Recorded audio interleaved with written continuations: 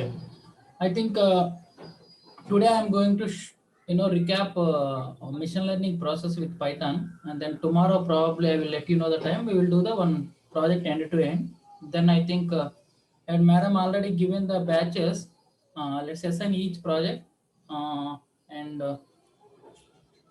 I will also give the data and project.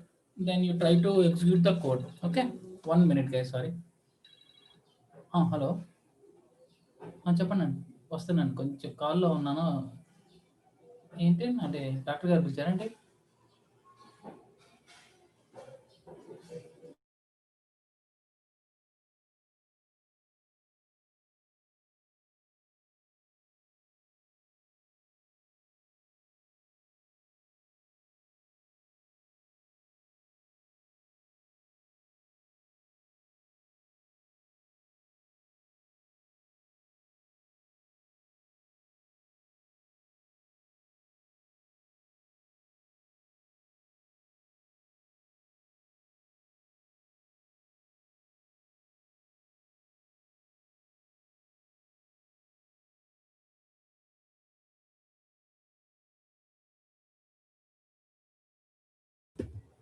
Sorry guys, you can see me now?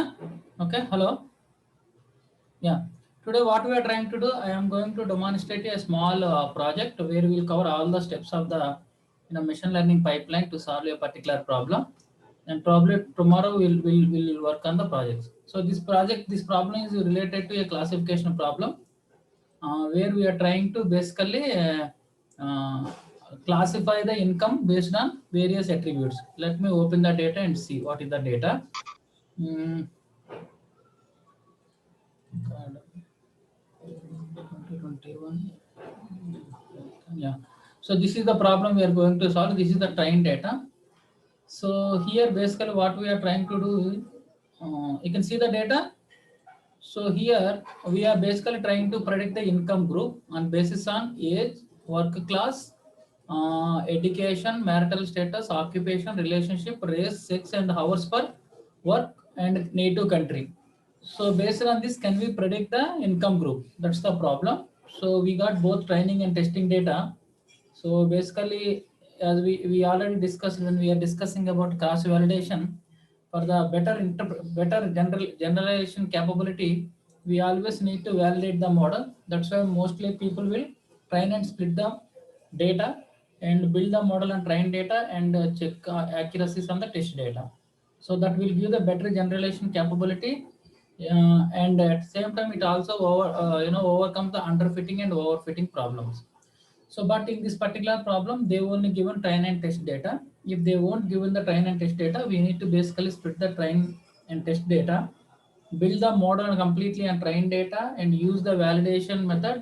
And once you finalize the model and use the same train data using k-fold validation for both train and validation, and use hyperparameter training and complete train data.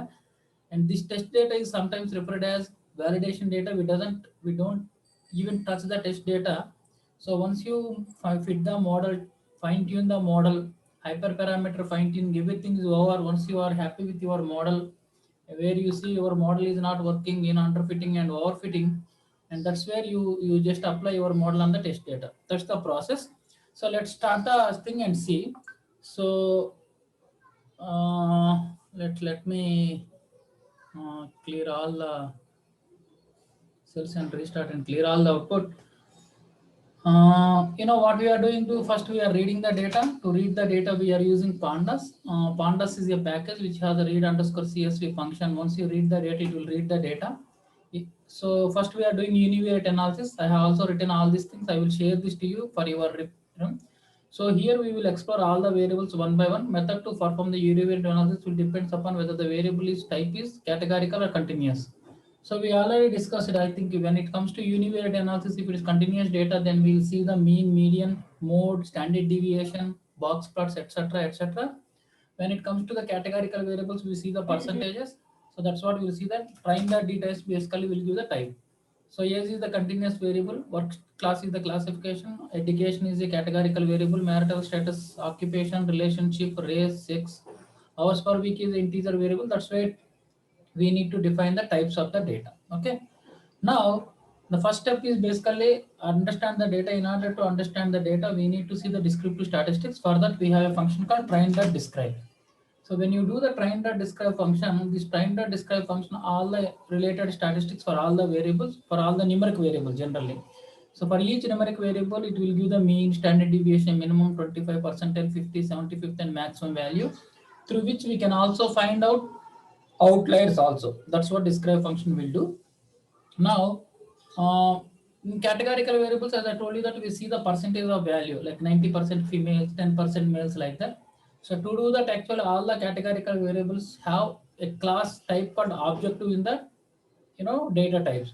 So what I am trying to do is basically all d type integer will become the continuous variable. All your d types objective becomes your categorical variable. So I'm putting all the categorical variable to show. So all the d type object will go as a categorical variable. If you see our data set, we have like workplace, education, marital status, occupation, relationship, race, sex, name, country. All these are a categorical variable. So how do you find the analysis with the categorical variable? You see the counts and frequencies. And let's in this particular code snippet will basically use what is the levels in each categorical variable. For example, if gender has male and female, then we say it has two levels. Male is one level, two. So like that, if you say workplace has 9 levels, education has 16 different categories levels, marital status has 7. If you see the sex, we have only two levels, male and female. Native country we have 41 because it is small countries. So when we have small countries, what we need to do, we need to bin them, group them into various groups. So that's what this particular part will do. Then what we are trying to do, we need to basically, because for continuous variables, we have seen the describe function where it has given mean, median, standard deviation, standard error, all other things. But if it is categorical variables, we need to see the counts and frequencies. For example, I will do it for only one variable. You guys do for all other variables. I am doing for the race. So when I said train under, this is what we will refer. I think this is what I told you at in the pandas class also. Train, then we are referring the race that value underscore counts. Value underscore counts usually will give the counts. If you see the counts, whites we have this count, black we have this count, Asian, this is what our data. But it's always better to understand to the percentages. How can we find the percentages? Count divided by number of people. So number of people, how do you get? If you say the train that shape, you will get the rows and columns. The number of rows is nothing but number of people. That's why what we are trying to do here, we are calculating the percentages for the race variable by dividing with the number of people. If you see, that's why you got this percentage. So we have 8 whites is 85%, blacks is 9%, Asian Pacific is 3%, other Indo-American is 9%, around 1%, like that we have. So this is what we will see. And similarly, if you do the same thing for work class, this is the work class person, this thing. Okay, that's how we will do. I am not doing for all the variables. You guys practice it. I will share this data and this thing now in after this class. Now, once this is done, we also discussed, you need to understand the relationship between two variables. As our dependent variable is the categorical variable, here we are building the classification problem. And when we are discussing with the understanding data, so if the both continuous variables, if dependent independent variable is continuous variable, we'll do the correlation. If both are categorical variable, we do the cross validation. Sorry, we do the chi-square and cross tabulation. So here our dependent variable is the categorical variable. So most of our independent variables is also categorical variables. If I want to understand is there any relationship between gender and income group, basically what I need to do, I need to basically do the cross tabulation and see. That's what I am doing here. This is what you need to understand. If you see this, and this is what you can see the interrelationship between this thing and this thing. So less than 50, how many people greater than 50? So here we cannot say that there is no such kind of relationship. And same thing we can also see by using chart also. So this is what we can do, chart. So chart, and this is what when we convert them into percentages, this is what we can do in the percentages. Between same chart, we can do it in the percentages also. But when we also discussing with the data by using visualization, if both variables are categorical variables, we used to either build horizontal or vertical bars. Here we put the horizontal bar. So if one variable is categorical variable, one variable is continuous variable, then we build a feature map. Feature map means basically a box plot for each category. So here age is a continuous variable, and hours per week is basically so both are continuous. Sorry, actually both are continuous. What we do the correlation map. If scatter plot, basically If both are continuous variable, we do the scatter plot and see the correlation or relation. If one categorical variable, one continuous variable, we build the what is that plot? Feature map. Let's see this. And if the both variables are categorical variables, because what we need to do in the machine learning is basically, as we are representing the data, you need to see the variables with univariate level, and if you feel that something is not important, then remove it. Tomorrow we'll discuss how to remove the variables on basis of correlation and ANOVA, etc., etc. Today we are only focusing on visualization. Okay, if both are categorical variables, we have done horizontal vertical bar. If both are continuous variable, age and hours peak, when we have done the scatter plot. Now we have another situation where we have one categorical variable, one continuous variable. In that situation, what we are doing, we will do this kind of plot. This we call as the feature map. That's how whenever anybody has given any problem, you need to do these things. First, you need to read the data, you need to understand the type of the data, then you need to describe the database. If it is a continuous variable, then you need to find all the descriptive statistics using a describe function. If it is a categorical variable, you need to find the counts, then convert them into percentages. That's the first step. In order to understand the each variable effect on the dependent variable, you need to do multiple plots. Like your dependent variable is, categorical variable. If your independent variable is categorical variables, you need to do the vertical or horizontal, bar graph. If your dependent variable is continuous and your independent variable is also continuous, we do correlate, scatter plot. If one continuous, one categorical, we do the feature map. In our case, our dependent variable is the class, categorical variable. That's why we have done this thing. So after that, we need to check for the missing value. To do the missing value is null. This is what we have seen. So now if you see the workplace, we have 672 missing values. Occupation, we have 674 missing value. Country, we have 205 missing value. So here what we can do, when we already discussed it with missing value, if it is more than high percentage, we can, exclude it. But as we have like 6,000 people, 6,000 people is like 1%. So what we need to do is basically, this is in the train and test. Basically, we can replace it. When we are doing replace, also we have multiple options. So if it is a categorical variable, we replace with mode. If it is continuous variable, we replace with the median, like that. So here I am doing the imputation. So I am just removing workplace with the mode I am replacing. So that's what I have done. So mode is the private. So what I'm doing, I am just replacing all these variables with the mode, because work class is the categorical variable, occupation is the categorical variable, country is also categorical variable. So because of this, I am just replacing with the median value. Same thing I am doing for even this thing. Same thing I am doing for even test also, train and test. So after doing that, I just replaced all the missing values. Even test also, I have replaced all the missing values. Correct? Now you see the details. But as we already discussing that computers cannot understand the text data. Like if you see our input data, so most of our data is basically what? If you see our data in Excel, most of our data is there in the like this. It is like husband, wife, like this kind of thing. So it's basically text data. So computers never understand the text data. We need to convert the text data into numbers. For that, we have different kinds of method. First one is the label encoder.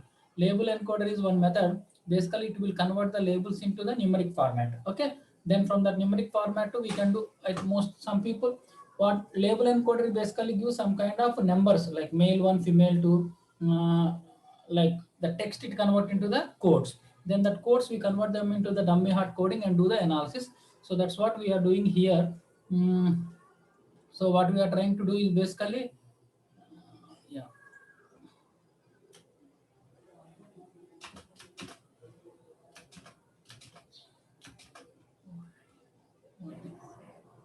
Same thing he has done for test also. Okay. Yeah, test we have done. There is no missing values. Then what we are trying to do, we are basically trying to do label encoder. Yeah.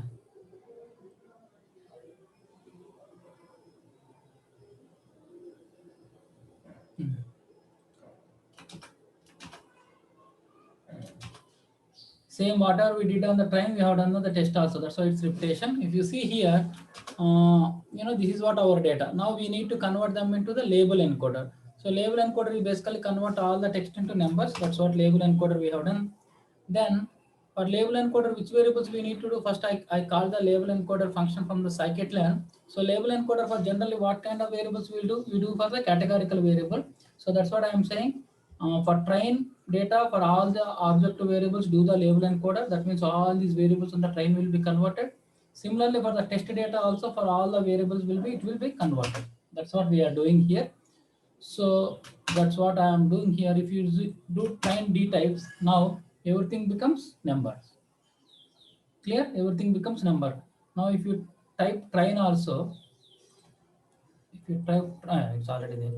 If you type train underscore head, all your work class 1, 2, 3 education become 0, 1. If you see the new country 106 become 1 and 0. If it is male and 1 and 0, that's what label encoder does. Okay. Then what we have done now, we have all the data is there in this format. Now we need to specify what is the dependent variable, what is the independent variable. So what is the dependent variable is income group. Rest all independent independent variable. That's what we are doing. Dependent variable is basically income group. That's what we are keeping them as a dependent variable group, and other variables other than ID and income variable we are making as an independent variable. That's what it is doing here. Then what we are trying to do, basically, if you see what are your input variables: age, workplace, education, marital status, occupation, relationship, race, sex, and hours for work. New country is your independent variables, and your dependent variable is basically income group. Now you need to fit the model. So here what I am trying to do is basically I am trying to fit the decision tree model. So in the decision tree model is a classification algorithm. It will try to classify the people and based on the rule-based algorithm. So that's what I am doing.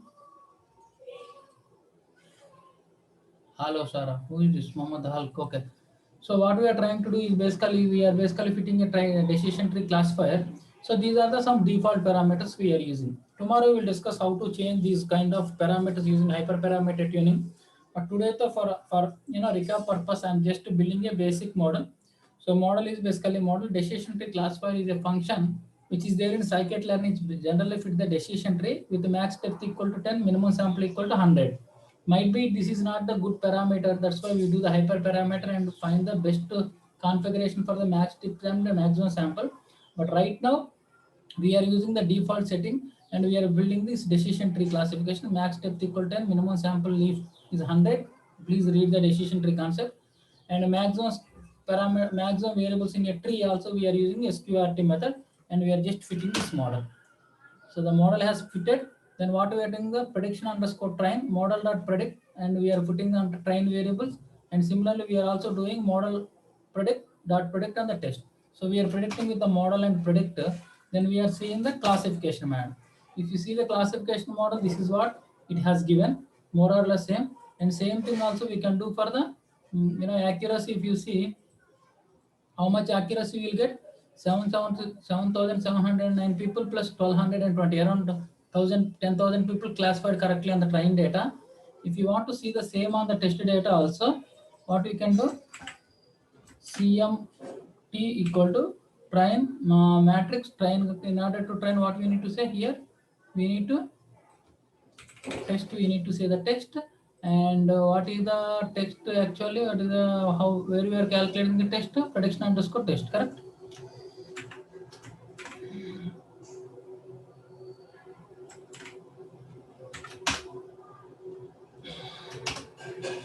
So now you need to say CMT. Excuse me, sir. Yes. Actually, sir, the size of the code is not big enough, so it's difficult to see what is written. Sorry. Sir, the size of the code is very small, You so have it to is you have to zoom it at your end. In the zoom, you'll find an option on top where you can zoom it so you can see it better. Okay, thank you. Sir, you go ahead. మీరు కొంచెం తగ్గించండి. You decrease your zoom. Otherwise, everything won't be visible. You keep fit to window only, sir. Others can zoom in and see.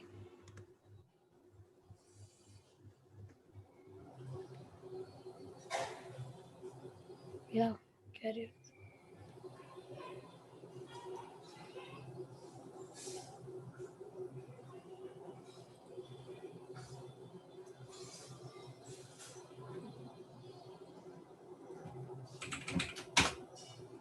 Oh, there is no data in test. Okay.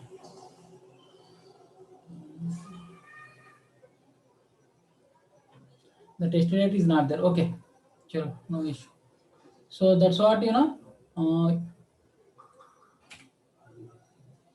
so now if you say, now you have the model, now you apply on the test data, now you have the model, this is what your test data. Now what you do, you basically predict on based on test data and give the prediction for each variable. So now what's what you can do, now if you say the prediction per test, so with this model, so for first respondent, actually, what is the group? Less than K. For second respondent, it is the less than 50. So like that, for all the test people, it will give the classification. Clear? So this is what I have today. Now, 1 minute.